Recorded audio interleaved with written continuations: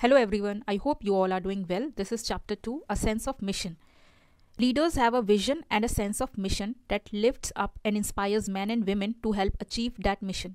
In fact, there is in every one of us a desire to commit something bigger than ourselves. Leaders have the ability to tap into that root of motivation, drive, and enthusiasm that allows us to commit ourselves to achieving that vision.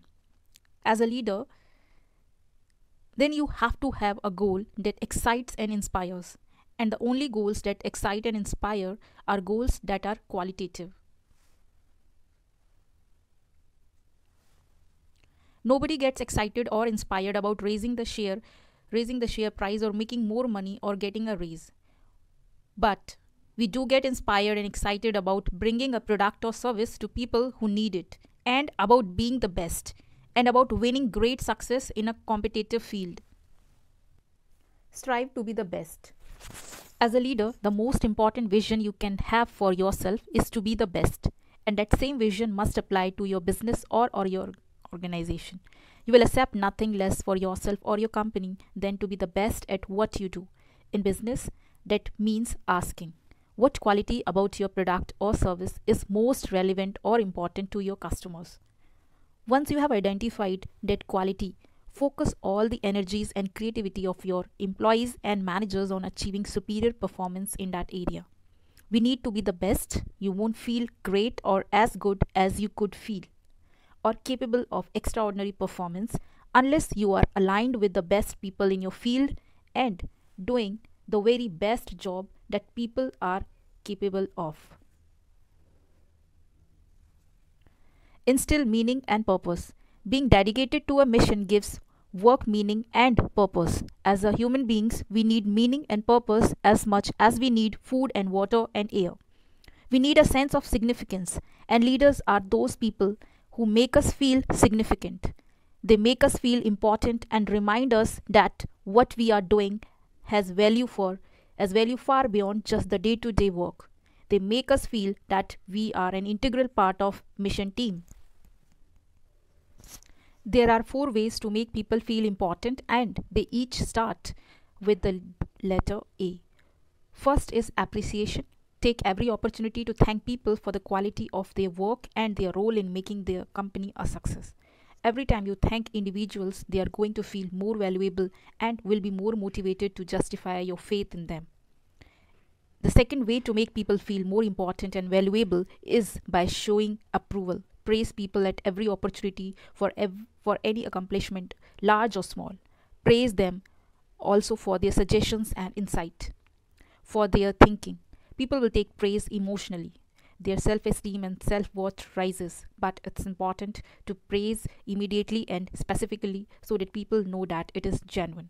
The third way you can build a sense of importance and value in a person is through admiration.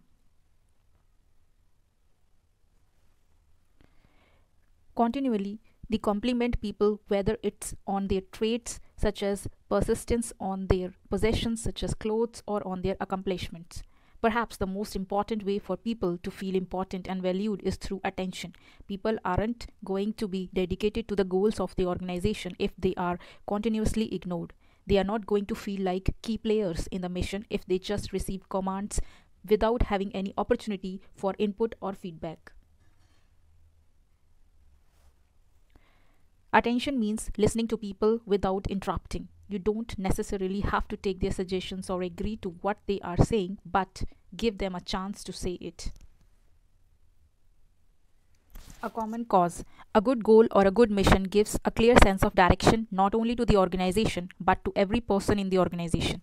A good goal unifies everyone in a common cause. For example, IBM is one of the great industrial leaders of business history. One of its goals is to give the very best customer service of any company in the entire world. One of its missions is to be known as the company that cares for its customers. This mission, which involves a qualitative, not a quantitative goal, excites and inspires people throughout the company because they think about it and talk about it all the time.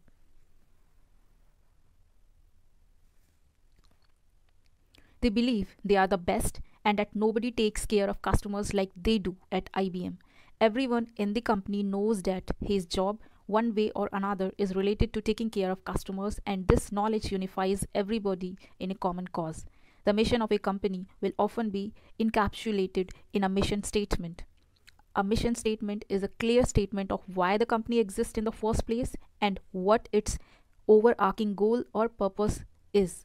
Mission statements usually involve the customer in some way. For example, how your product or service is going to help make the customer's life better.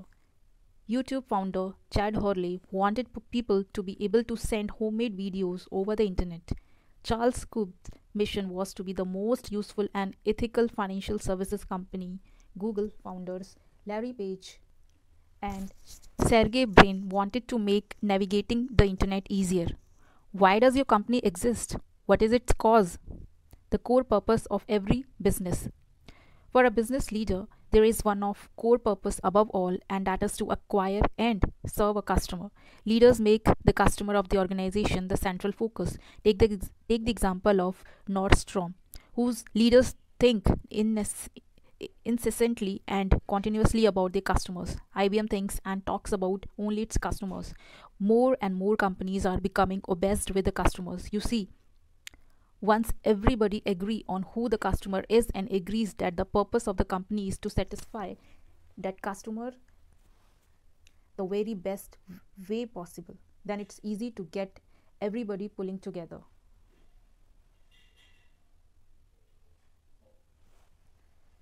As a matter of fact, I believe that you can tell how well led an organization is by applying a very simple test. When you are in that organization, look at and listen to how people refer to the customer. In a good organization, the customers are always referred to with respect.